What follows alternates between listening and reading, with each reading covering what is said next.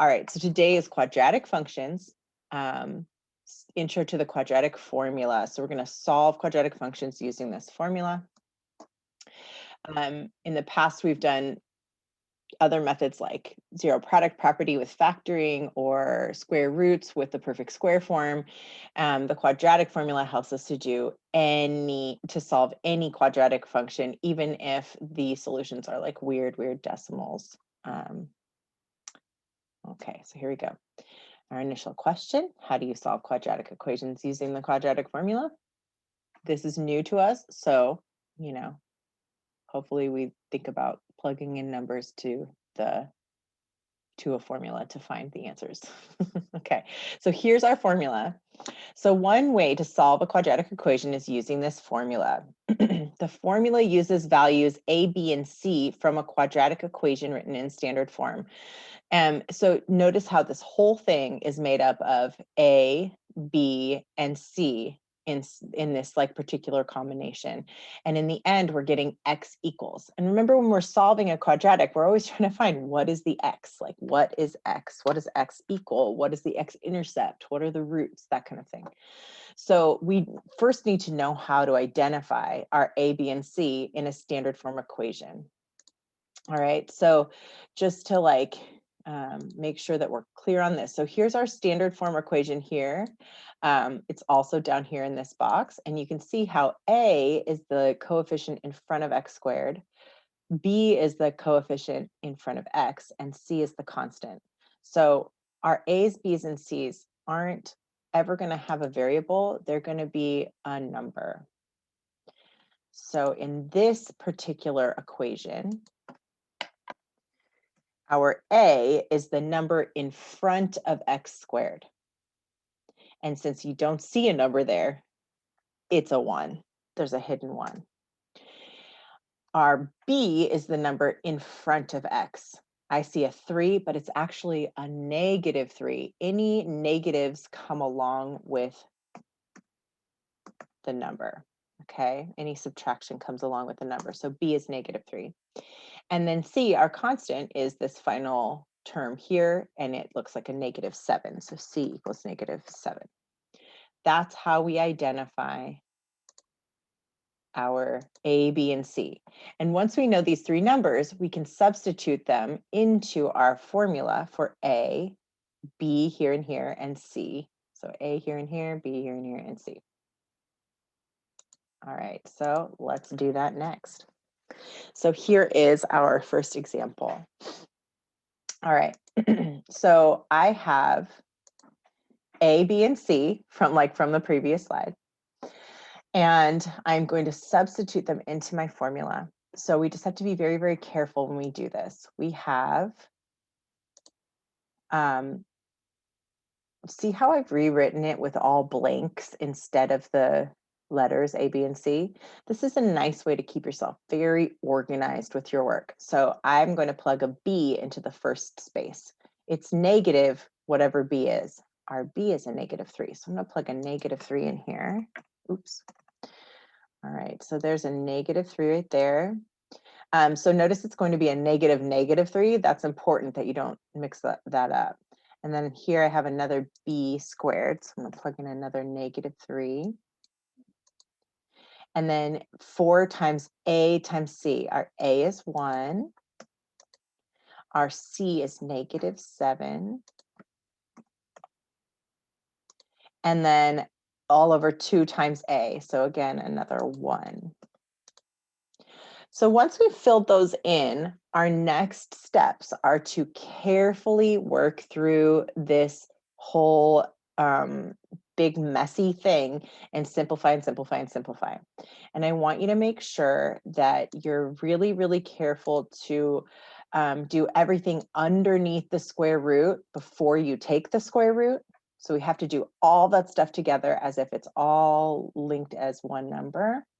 And also to not forget that we have a negative right here that we need to be careful of, because a negative is a positive. And then not to forget what this plus or minus means, which means we have two solutions. We're going to have whatever this is plus this stuff all over 2, and whatever this is minus this stuff all over 2. All right, so here we go.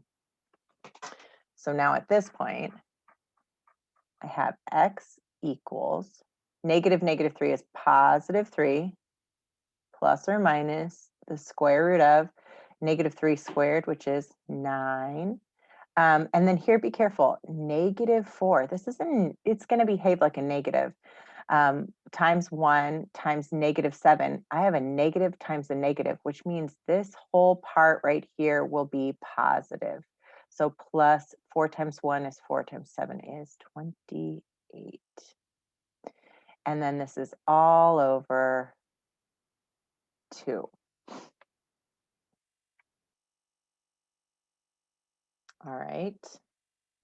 So then when I continue, I'm going to come up here and continue. I have x equals 3 plus or minus the square root of 37 all over 2.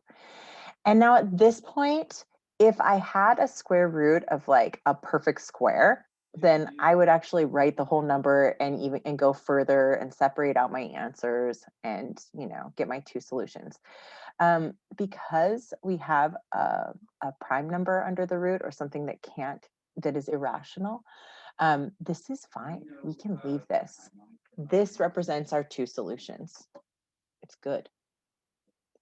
So this represents 3 plus whatever the root of 37 is, all divided by 2, and 3 minus whatever the root of 37 is, all divided by 2.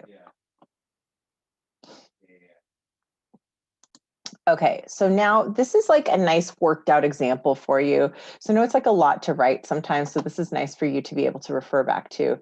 You can see how we have this process. It's like the same each time. We're just using the formula. We have this equation here. We identify our A is 1, our B is 3, our C is 2. We always have to do that first. And then we substitute them into our formula. And carefully work out each part. And then I want to point out here something that's like a little different than our last example, is that underneath the square root, do you see how it simplifies? 3 squared minus 4 times 1 times 2, we get 9 minus 8, which is a 1, which the square root of 1 is 1. And now we have a number we can continue to work with. It's not irrational, it's a whole number. So what we end up doing at that point is splitting up our answers into 2 parts. This x equals -2 over 2 represents when we use the plus. So like -3 plus 1 is -2 over 2. And then this represents when we use the minus. So -3 minus 1 is -4 over 2. And we get our 2 answers in the end. 2 solutions in the end, -1 and -2. So whole numbers.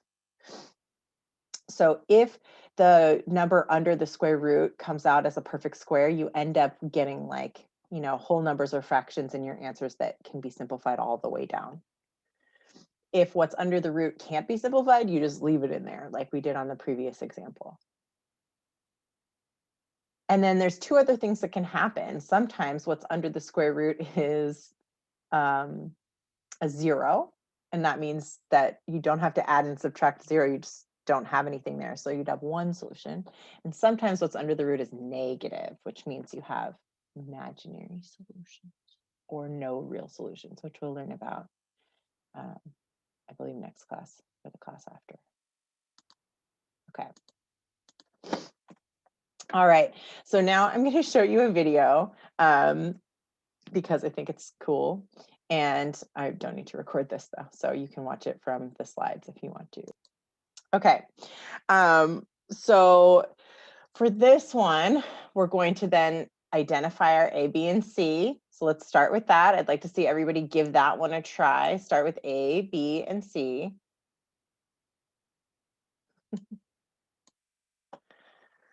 Okay. And then once you have your A, B, and C, you're going to go ahead and try to fill in the blank spots based on the formula for A, B, and C. So I'm going to take a look at your work on the Pear Deck and see how you're doing on this, okay? I want to see what you can do independently. All right, so good. this? Okay, so we have our A, B, and C. So let me get my, okay, let's see. We've got A is 3, B is 7, C is 2. So this is a little different than the first example I did because our B value is positive here. So when we plug it into the formula as positive 7, I don't change the sign. The sign is always what comes from the original equation, and plug it in here, 7. Then what happens is the negative from the formula applies to it now. Like, we don't make it a negative until after we've plugged it in. Then it becomes negative from the formula. And then A is 3 and C is 2, and then A is 3. All right, so we're going to go through this now and start simplifying. Okay, so we have x equals -7 now, plus or minus the square root of 49 minus 4 times 3 is 12 times 2 is 24. Okay. And then continue, we have x equals -7 plus or minus the square root of 25. And this one, 25 is a perfect square. So that means I can calculate this. This is 5. So I have x equals -7 plus or minus 5 over 6, which then gives me two things. I need to split up my plus and minus. So if I use the plus, -7 plus 5 over 6, that gives me one of my answers. And the other one is when I do -7 minus 5 over 6.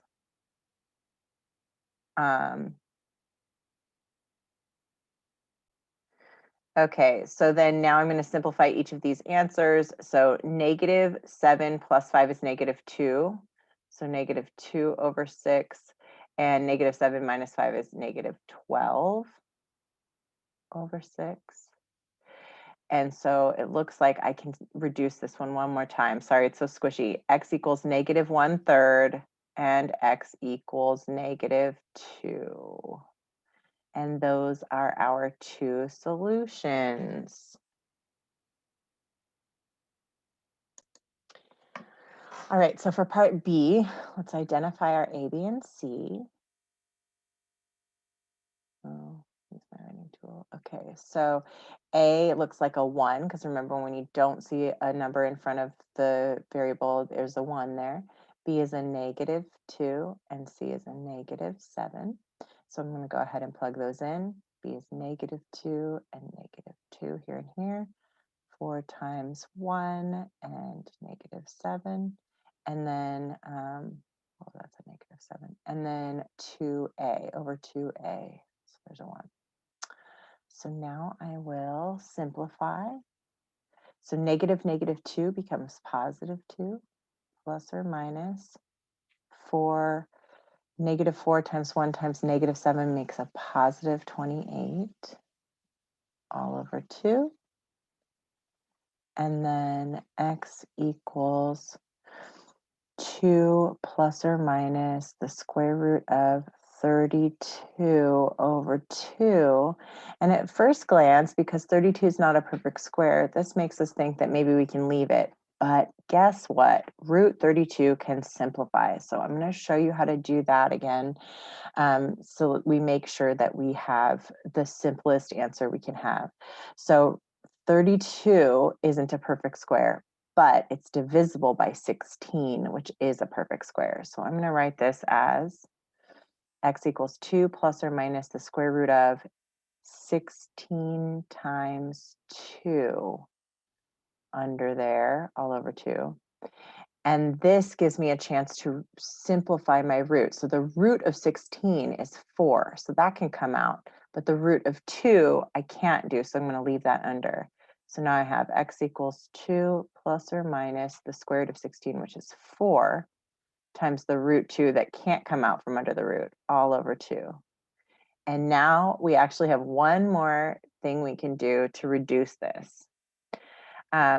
When we divide a whole expression by a number, each part gets divided. So we have this whole division. So the 2 gets divided by 2 and the 4 root 2 gets divided by 2. So I'm going to separate them like this, plus or minus, and then we have 4 root 2 over 2. And now I'm going to reduce each of those fractions, and this is the most simplified form of our answer. So x equals 1 plus or minus, and then this 4 divided by 2, that's a 2. So 2 root 2. And there we go. There's our 2 irrational solutions to the quadratic equation. Okay, last problem. So the last problem, let's go ahead and fill in our A, B, and C. So we have a 4, we have a -12, we have a 9. And now I plug those numbers in. So negative B. So I'm going to put in a -12 for B here and here.